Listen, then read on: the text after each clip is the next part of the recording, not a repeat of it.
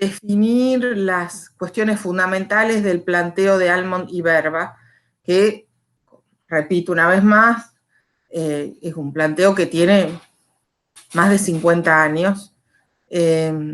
Digo, el texto original al que hacen referencia los dos autores en el artículo es de 1963 y la compilación, el libro, digamos, perdón, el artículo este fue escrito para un libro de los últimos años de la década del 60, o sea que tiene obviamente muchos elementos para revisar, aún apostando a recuperar el concepto de cultura política, ¿no es cierto?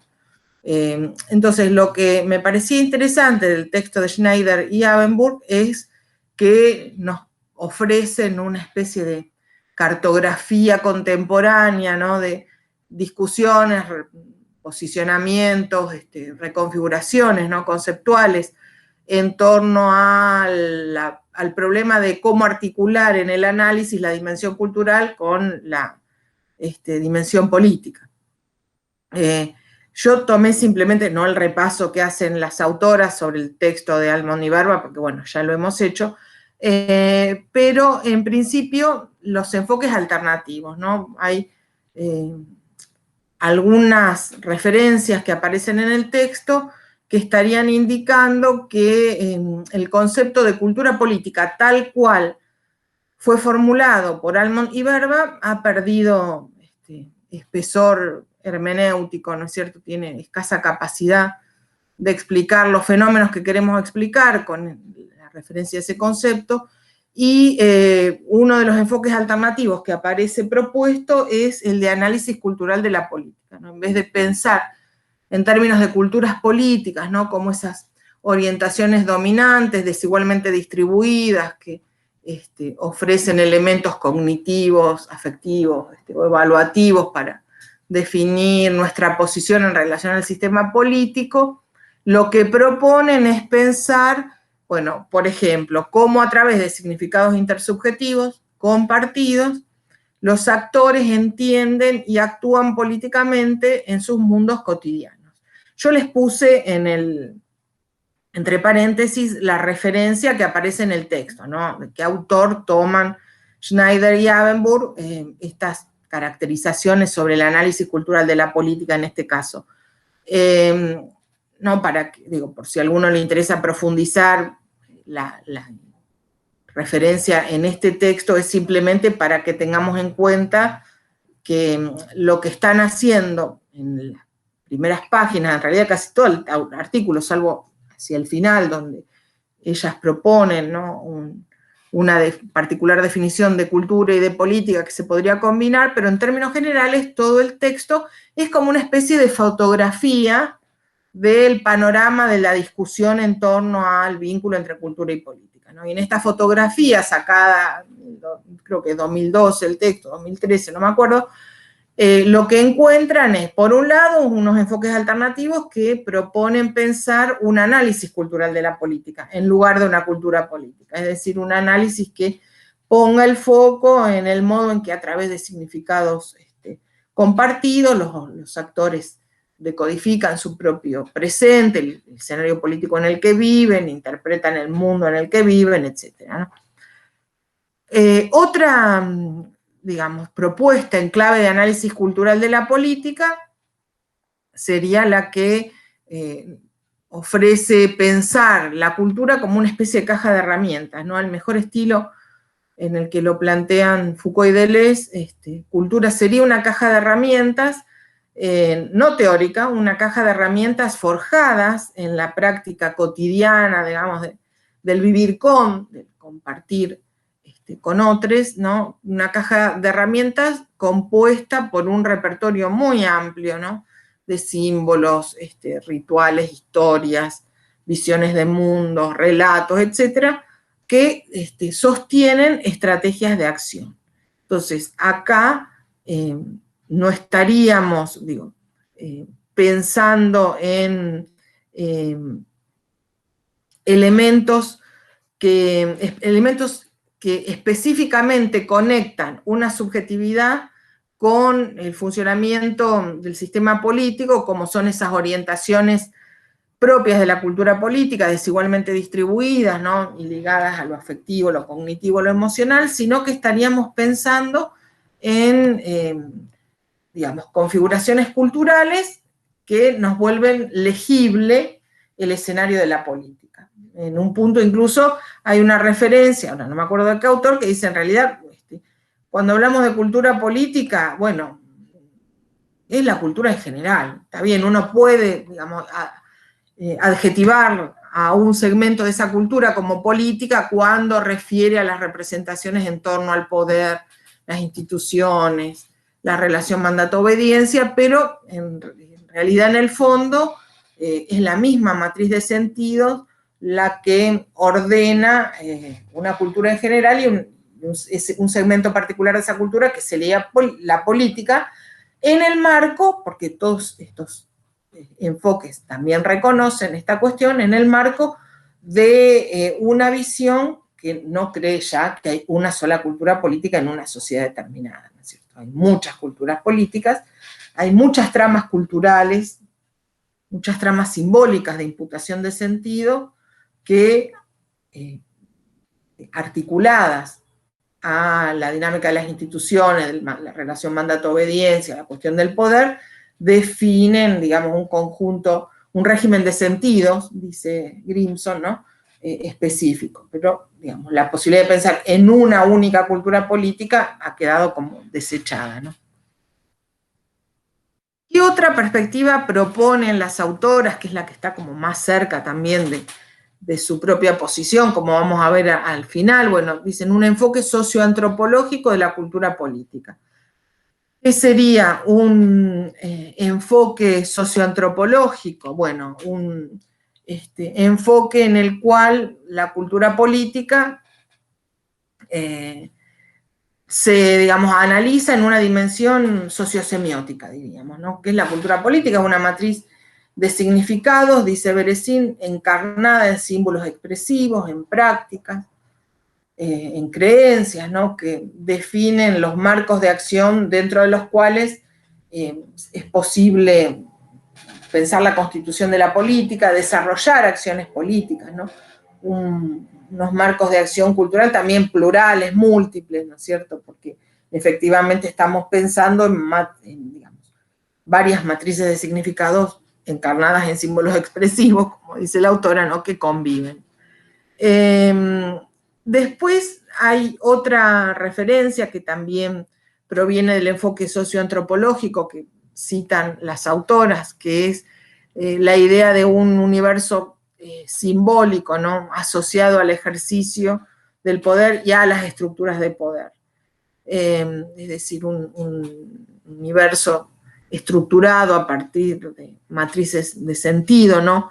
Que vuelven inteligibles prácticas relativas al ejercicio del poder y a las estructuras del poder, ¿no? Que iluminan la percepción que tiene la gente acerca del ejercicio del poder, las estructuras, el funcionamiento de las estructuras políticas, etc., ¿no? Y que el autor es un mexicano, según dicen las autoras, ¿no? Que se llama Crotz, yo la verdad no lo conozco.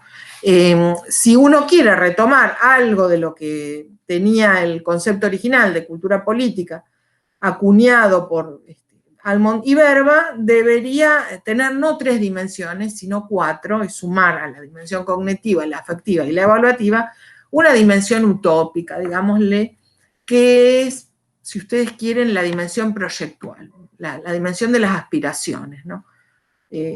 La dimensión que define en qué sentido quiere caminar un determinado colectivo a la hora de volver inteligibles, iluminar prácticas que tengan que ver con el ejercicio del poder o el funcionamiento del sistema político. Entonces, por un lado esto, ¿no? En realidad cuando hablamos de cultura política estaríamos hablando de un universo simbólico asociado al ejercicio del poder, en el cual, en ese universo simbólico, ¿no? Las tramas se estructuran no solo sobre la dimensión cognitiva, afectiva o evaluativa, sino también la utópica.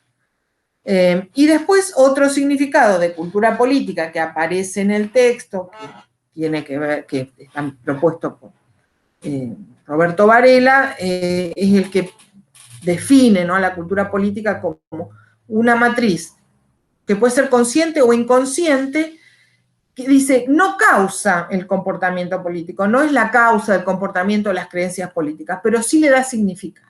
No podríamos decir que hay una relación de causa-efecto, mecánica, genética, si ustedes quieren, ¿no?, entre esa matriz consciente o inconsciente de significado y los comportamientos políticos o las creencias políticas, pero sí, digamos, un horizonte de sentido, ¿no?, que vuelve interpretables, podríamos decir, para sí mismos y para los demás, esos comportamientos o esas creencias.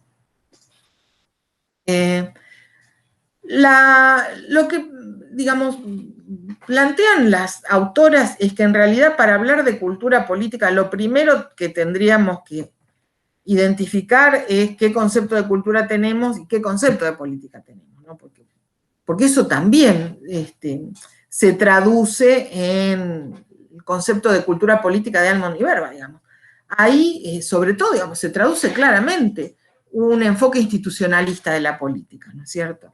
Un enfoque institucionalista que además a lo que apunta es a trazar de manera acumulativa en la historia de las sociedades la acumulación de elementos que garantizan la estabilidad o la autorreproducción de un orden, como decíamos antes, un enfoque además mucho más preocupado por la integración que por la ruptura, ¿no?, por la estabilidad que por el cambio. Entonces, ese enfoque de la política también condiciona el modo en que vamos a definir cultura y cultura política, digamos, el sintagma cultura política.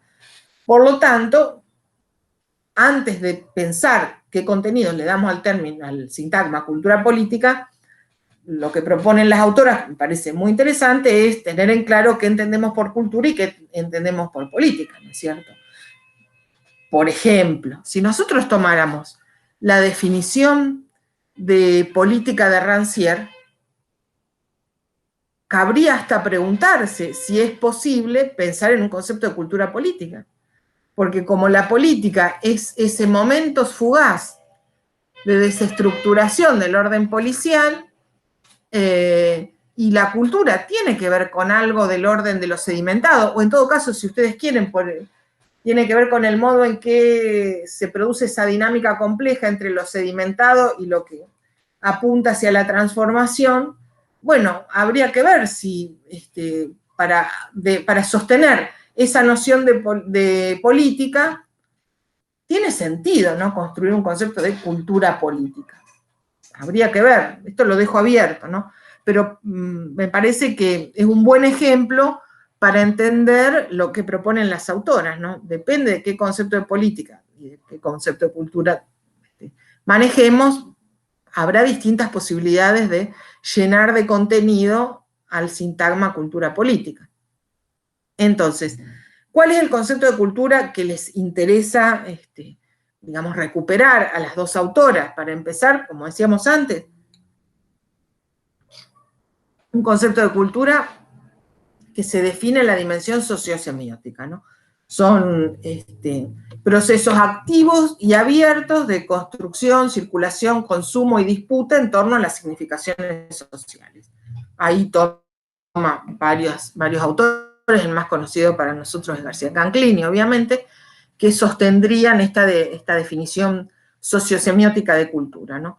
Que es una definición, por otra parte, que las autoras suponen que contribuye a evitar cristalizaciones y jerarquías. ¿Qué quiere decir cristalizaciones y jerarquías? Por un lado, cristalizaciones, digamos, tendría que ver con enfoques que lo único que logran hacer es realzar aquello de permanente e inmutable que hay en una determinada configuración cultural, ¿no es cierto? Enfoques que iluminan mucho mejor las cristalizaciones, aquello que de permanente o de estable, de continuo, digamos, puede ser trazado, ¿no?, en un horizonte social determinado. Y las jerarquías, porque, bueno, como son procesos activos, abiertos, donde hay disputa, circulación, construcción, dado que hay disputas, hay ganadores y perdedores, metafóricamente hablando, digo, hay sentidos que se instalan de manera dominante, siempre en términos contingentes, ¿no? Nunca digamos, un sentido se sostiene de manera, digamos, eterna, ¿no es cierto? Hay siempre mutaciones y cambios, ¿no? Pero evidentemente, digamos, la idea de cristalizaciones impide, ¿no?, captar la dinámica intensa de la dimensión sociosemiótica de la cultura. Y por otra parte, las jerarquías, ¿a qué alude? Bueno, por ejemplo, a esta imagen de las subculturas, ¿no? Para recuperar la heterogeneidad que nos proponían Almond y Verba, pensar en términos de subcultura. Ya la idea de subcultura, digo, contiene, digamos, una jerarquía implícita, ¿no? Sub es lo que está abajo. Algo que quedaría o podría quedar subsumido en un concepto de cultura más amplia y que, por lo menos para ser definido como tal, digamos, tiene que operar con un recorte mucho más acotado, más local, que el concepto más amplio de cultura, ¿no? Y en ese sentido lleva implícita una jerarquía. Entonces, esta definición sociosemiótica de cultura permite evitar cristalizaciones y jerarquías, permite pensar además en términos, dicen las autoras, de configuraciones culturales, como lo plantea Grimson, ¿no? Tramas simbólicas atravesadas por múltiples sentidos, ¿no? que en todo caso se rearticulan de manera específica o singular en un contexto particular, ¿no? Configurando regímenes de sentidos, ¿no? Pensaba, porque bueno, después lo vamos a retomar en esta charla que quería que tuviéramos al final, pero la figura del atraso, por ejemplo, ¿no? No es una figura que contiene de antemano todos los elementos connotativos que uno podría asignarle. Se rearticula en determinados contextos específicos, incluso uno podría decir, hay formas de rearticulación estratégica de la figura del atraso que podrían ser progresistas, es atrasado, no sé, un determinado régimen de contratación laboral si comparamos con legislaciones progresistas, no sé, de los países nórdicos, o puede ser una, digamos, marca estigmática sobre segmentos de la población que, bueno, que no parecen haberse visto, digamos, afectados por los procesos de modernización. Por ejemplo, la definición que veíamos cuando trabajamos el texto de Laclau, que da Germani, ¿no?, sobre el populismo, ¿no? Populismo es como, digamos, la cristalización institucional de esa sincronía que implica que hay algo de esa sociedad que está atrasada y que es atrasado, digamos, que va rezagado con respecto al proceso de modernización y que no puede ser incorporado salvo, digamos, o que no puede ser articulado salvo con esta modalidad específica, ¿no?, de ejercicio del poder propia de los regímenes populistas.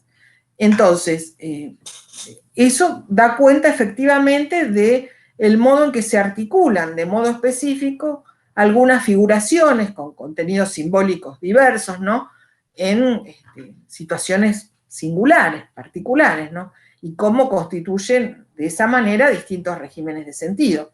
Yo pensaba que es un trabajo que ha hecho Maristela Espampa, ¿no?, la oposición, civilización y barbarie, podríamos decir que es una especie de estructura simbólica profunda que ha marcado mucho a la política argentina y a sus valoraciones, ¿no?, de las distintas experiencias que se han sucedido en el siglo XIX y XX y XXI, ¿no?, que de alguna manera también resignifica el concepto del atraso, ¿no? El atraso sería la barbarie, bueno, el populismo sería la barbarie, la frase de Prat Gay, bueno, va a venir algún día va a venir uno de Santiago del Estero, de Tucumán, y va a querer aspirar a la presidencia. Bueno, esas son justamente, digamos, núcleos simbólicos que se rearticulan en determinados regímenes de sentido en función de la orientación estratégica, ¿no?, de una práctica o un discurso político, ¿no?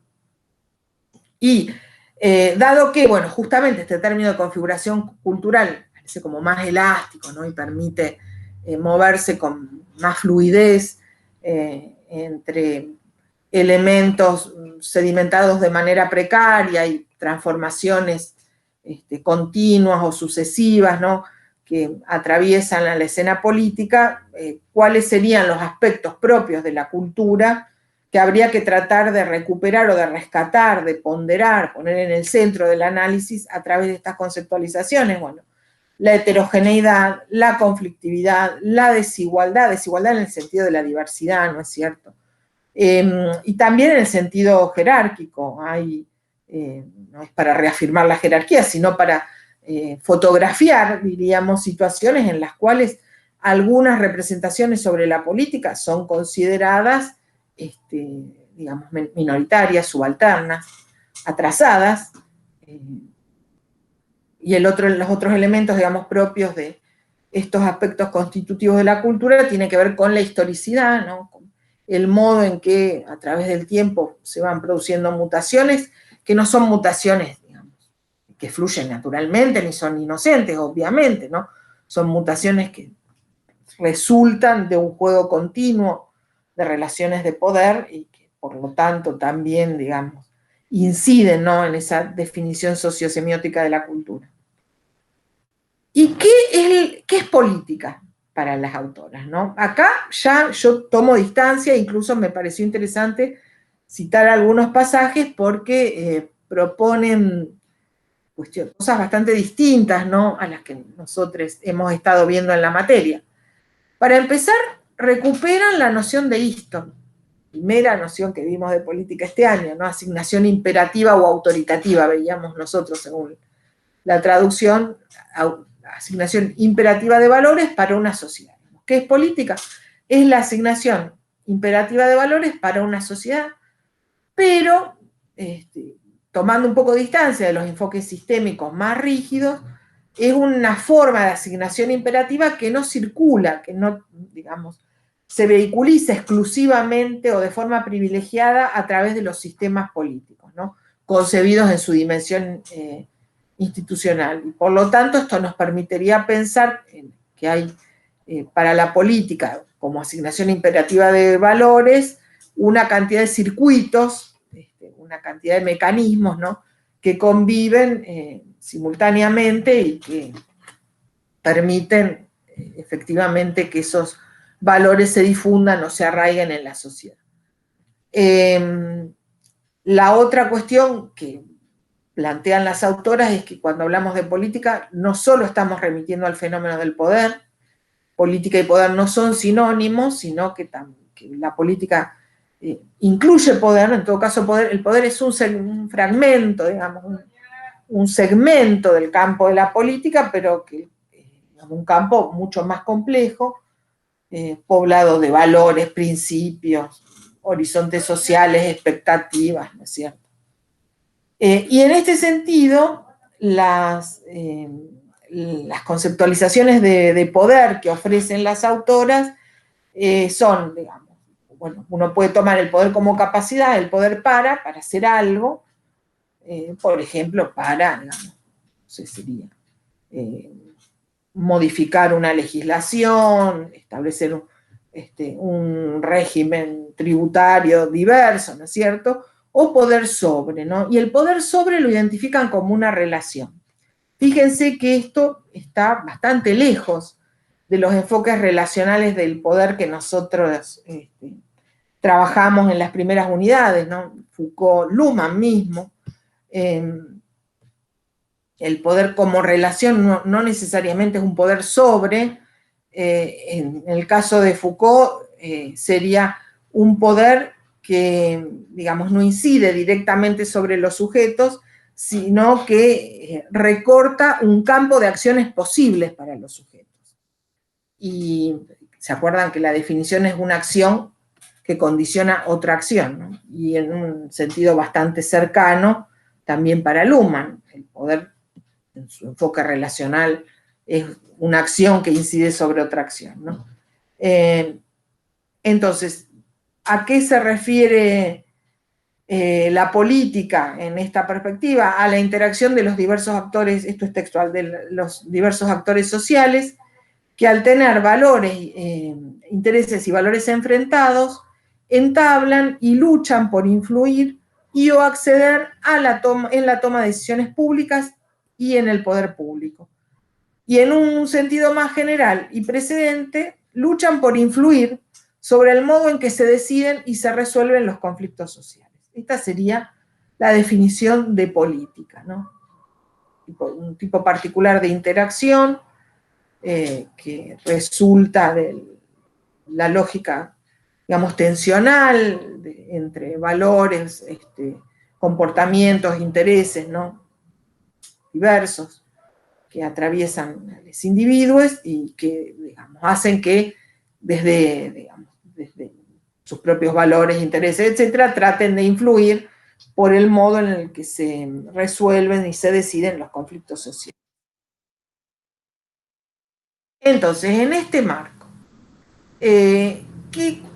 ¿cuál sería la actualidad del concepto de cultura política con estas revisiones que proponen las autoras, ¿no? Bueno, en particular, esta perspectiva sociosemiótica nos permitiría, digamos, elaborar un concepto de cultura política que gira hacia el problema de los significados. Y los significados son, digamos, se formulan en el marco de lógicas tensionales, ¿no? A la hora de definir un determinado régimen de sentido, como dice Grimson, ¿no? La otra cuestión que se preguntan las autoras, que también es interesante, ¿no?, para pensar la actualidad del concepto de cultura política, es si todo en política se explica culturalmente. ¿Qué dicen? En absoluto. Hablar de cultura política significa que algunos comportamientos políticos podrán explicarse en términos de cultura política. Esto es, los significados mediante los cuales los individuos se representan y actúan en las relaciones de poder, en los conflictos por visiones y valores enfrentados acerca de la realidad y la sociedad y en los procesos decisorios donde se implican. Pero otras tantas acciones humanas, si bien permiten reconocer una dimensión cultural, habilitarán el reconocimiento de otros tipos de causalidades. Hay, digamos, otras causalidades diversas, ¿no? Hay otra génesis de los procesos políticos que no se anclan estrictamente en el horizonte de las culturas políticas. Hay mecánicas institucionales que son condicionantes, hay relaciones de fuerza, obviamente, que son condicionantes y que no necesariamente quedan encuadradas en los términos de la cultura política, ¿no? Entonces, en este escenario, lo que plantean las autoras es que de lo que se trata es de recuperar la heterogeneidad de las experiencias políticas o de las experiencias de la política. Y en esa heterogeneidad hay algunos elementos que pueden ser encuadrados en el horizonte de la cultura política, pero hay otros elementos que forman parte de las relaciones de poder. Hay una heterogeneidad, dicen, inmersa en las relaciones de poder, y eso es innegable, digamos. No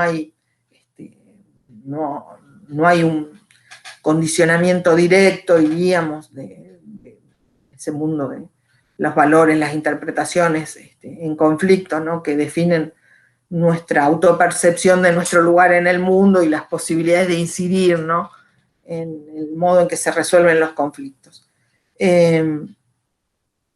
Dice, diferentes perspectivas luchan entre sí en desigualdad de fuerzas por imponer o tornar concebibles sus sentidos. En consecuencia, la cultura política es dinámica. Y esa es otra cuestión que me parecía interesante.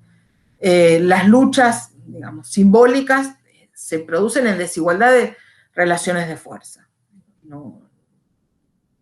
No podemos ser ingenuos, no es lo mismo luchar panfleteando en una esquina a luchar, digamos, dar la disputa por el sentido cuando uno, digamos, maneja Clarín, Nación, TN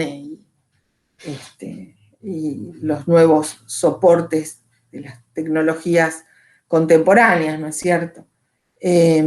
Por otro lado, y para cerrar, la otra cuestión que plantean las autoras que antes habíamos mencionado, es cierto que justamente en el marco de la desigualdad en el que se da la lucha, ¿no?, por imponer o volver concebibles algunos sentidos, o digamos, arraigar un determinado régimen de sentidos, ¿no?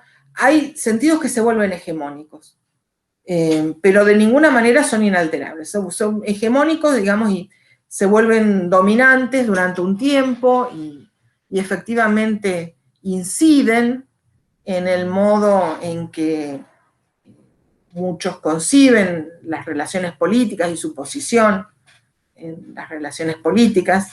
Estoy pensando concretamente en, por ejemplo, la figura del choriplanero, ¿no? Cómo se ha arraigado socialmente. Lo que no quiere decir que eso sea inamovible.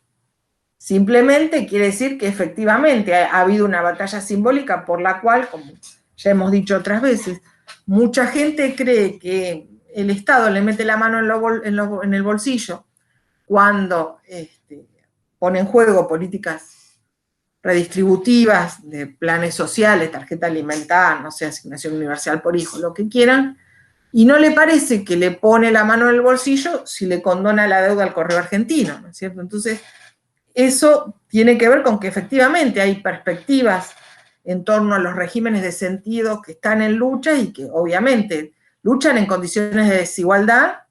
Bueno, esa desigualdad hace que algunos sentidos se instalen mucho más fácilmente que otros, lo que no quiere decir que esos sentidos sean inalterables, ¿no?, que no se puedan modificar.